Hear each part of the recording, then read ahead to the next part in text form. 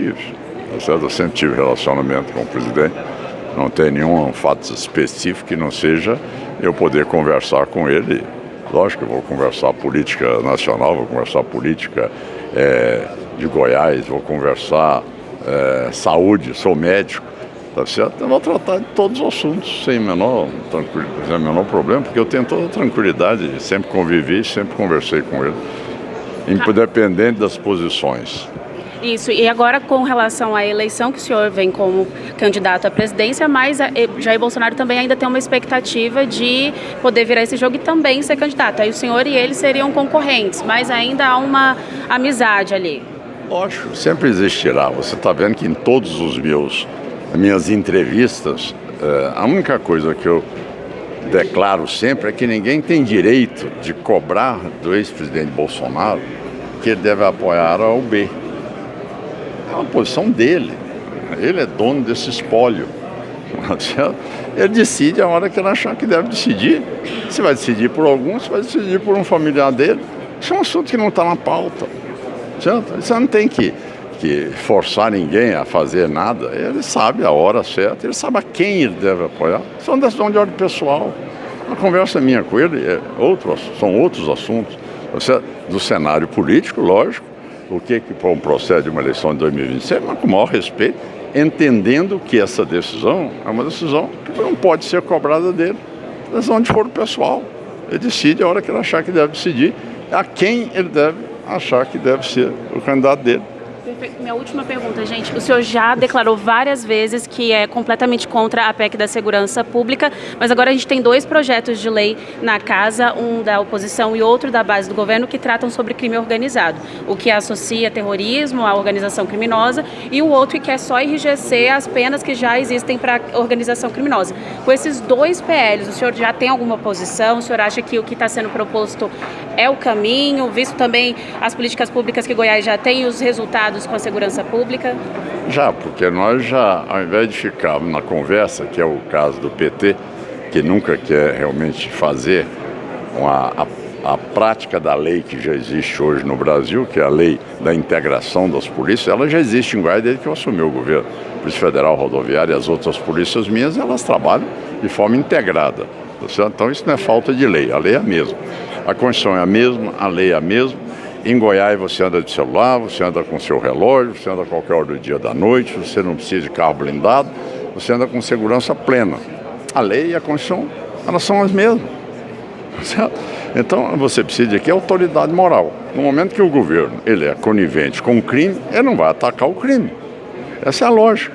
Então nós iremos, já que veio um projeto de lei, a Constituição, você pode ter certeza, nós vamos retirar aquilo que eles queriam tirar dos estados. Essa parte aí nós vamos derrubar na PEC. Tá?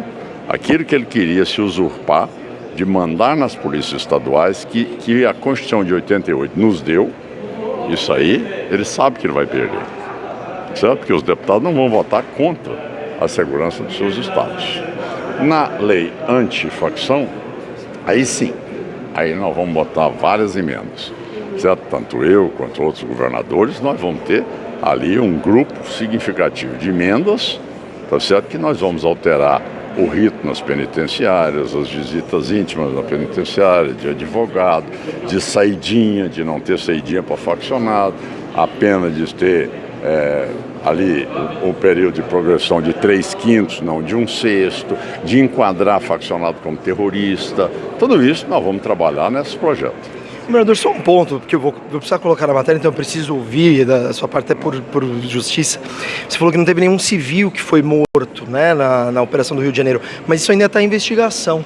17 pessoas que foram assassinadas não tinham sequer ficha criminal. De todas as pessoas, nenhuma delas estava na lista de pessoas para serem presas na mega operação. Então, como eu vou colocar isso na matéria, eu preciso te perguntar, você falou da questão que não houve civil, mas não tem como afirmar isso nesse momento. Não tem não, eles estavam lá com fuzil .50, 762. Todos? Não temos essas imagens. Mas como? Se eles morreram em combate? Eles morreram em combate? Então, quer dizer, como é que um cidadão que não tem essa ficha, e você está desatualizado, porque realmente os dados atuais, parece que ficaram apenas 5 ou 6 ainda, que eles não conseguiram o DNA deles ainda, a identificação deles, o resto todo. Por exemplo, Goiás, para você ter uma ideia, eu fui informado hoje, inicialmente teriam morrido 4. Já me informaram que são 11. 11. O que aconteceu? A DPF constituiu o quê? Uma zona livre, um resort do crime. Eu mostrei na audiência com o Lula e os governadores todos, mostrei que só Goiás tinham 47 faccionados lá no Morro do Alemão. Isso está documentado, vocês estavam lá, vocês filmaram tudo. Eu falei, está aqui, Lula, ó, 47 estão lá. A minha polícia é obrigada a ficar monitorando, mas não pode ir lá. Então, este processo não foi só aí. Todos os estados, os chefes foram para o Rio de Janeiro. Por isso que eu disse que o problema do Rio de Janeiro não é um problema do Rio de Janeiro. Com a DPF, passou a ser um problema nacional. Porque todos os líderes do Comando Vermelho no Brasil, os chefões, vieram para o resort deles, para a zona livre do crime, e dando ordem nos estados. Então, este pessoal todo, que às vezes tentam confundir a cabeça do telespectador, mas você vê que, no entanto, na hora que você faz a pesquisa lá dentro do Morro do Alemão, dá 88 de aprovação. 88 da população. Os depoimentos, agora eu vi o depoimento de uma mãe, que o chefe lá disse, olha, amanhã nós vamos vir aqui buscar suas filhas. E a mãe, em pânico, chorando, fugiu e largou a casa, largou tudo para trás. Quer dizer, as pessoas são mutiladas, são julgadas, são assassinadas, são arrastadas por carro, por moto, eles praticam as maiores barbáries e realmente as pessoas acham que quem vive lá está achando isso bom? Onde é que tem isso? Quer dizer que o cidadão lá está submetido a essas regras do crime. Isso é soberania? Quer dizer, isso é uma farsa, isso é uma mentira do Lula. Ele vai defender soberania fora do Brasil e aqui no Brasil ele entrega a soberania para as facções. Essa é a verdade. As facções no Brasil é que tem a maior parte do território da Amazônia, como de muitos estados. Não tem um palmo de terra em Goiás, mas nos outros estados tem mais da metade do território. No Rio, você é a favor também de ir para cima da milícia, porque a milícia e o... Sim, não tem diferença. Não tem diferença. Você é faccionado, é milícia, tudo é bandido da mesma maneira. Todos eles estão realmente descumprindo a Constituição brasileira. Todos eles estão se arvorando em comandar áreas, territórios no país. Entende? Então não tem como o Lewandowski, nem a Gleisi Hoffmann, que muito pouco entende de Constituição e de Direito, querer dizer, tá certo, o que é terrorismo e o que é crime normal, crime comum. Eu nunca vi crime comum comandar uma área do país, várias áreas do país. Então, isso é perda da soberania. Se perda da soberania não for terrorismo, então o que é terrorismo no Brasil? Eu estava dizendo a vocês agora há pouco, a Brigada Vermelha, na Itália, matou até o primeiro-ministro lá, foi decretada como terrorista.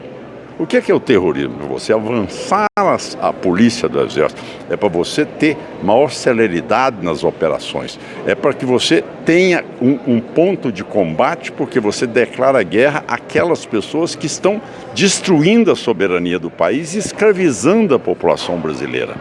Isto que é terrorismo. E é isso que nós estamos enquadrados, é nessa situação. Obrigado, governador. O senhor falou sobre a PEC. Já é motivo para uma invasão norte-americana? Isso é só o PT que bota isso na cabeça. Não existe invasão americana. Isso existe nós botarmos o exército para também entrar no jogo. O terrorismo, quando você fala terrorismo, você bota todas as forças de segurança e o exército está preparado para fazer o combate. O senhor entendeu? Tem nada a ver. Isso é conversa de tititi que fica... Não existe isso. O país, quando declara uma facção terrorista, não é que o americano vai lá, não. O americano foi lá dentro da Itália para resolver terrorismo? Não foi não. A própria Itália resolveu o problema. Mas o Trump falou que... Não falou nada, amigo. Olha, o que nós queremos é o seguinte, é uma coisa só. A única coisa que cresceu no governo do Lula foi terrorismo. O que mais cresceu no Brasil? Dívida, tá certo? Inflação, juro e facção criminosa. Hoje nós somos o país que tem o maior número de facção criminosa no mundo. É o Brasil. Tá certo? Então a única coisa que cresceu mesmo aqui foi o crime. Nesses 5 mandatos do PT, o que cresceu no Brasil foi o crime. O que mais cresceu. Aí Só sim. mais uma pergunta da Agatha. Eu ia perguntar sobre GLO, porque a sua opinião sobre isso, porque eu sei que o senhor não gosta da questão da PEC, no sentido do governo federal ter mais interferência. E no caso de uma GLO, o governo federal ia tomar ali a segurança pública de um estado que decreta a falência. Então, diante do que aconteceu ali no Rio de Janeiro, o senhor acha que seria o caso que houve um abandono do governo federal primeiro? Seria um caso de uma GLO ou o senhor também é completamente contra a GLO? Não, veja bem. Eu posso te responder isso como presidente da República no momento que eu chegar lá. O Lula já disse que não vai aplicar GLO de maneira nenhuma, no entanto já aplicou lá no Pará, tá certo? Já autorizou, já determinou a GLO lá no COP30. No COP, tá lá no Pará já tem. Mas, para o Rio de Janeiro, ele não forneceu blindados. A Polícia Federal não quis entrar. E ele muito menos, tá certo?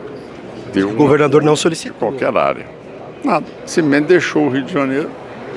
Como acreditavam que daria errado, eles não quiseram botar as mãos. Aí quando o Lula chegou e viu que a população ficou toda de acordo, aí ele fez um depoimento, já, olha, você sabe, nós vamos assinar uma lei antifacção, tudo e tal, e ficou aí de bonzinho. Aí quando foi ontem, ele foi pressionado pela base dele, ideológica, aí falou, não, isso aí realmente é algo que foi um verdadeiro massacre.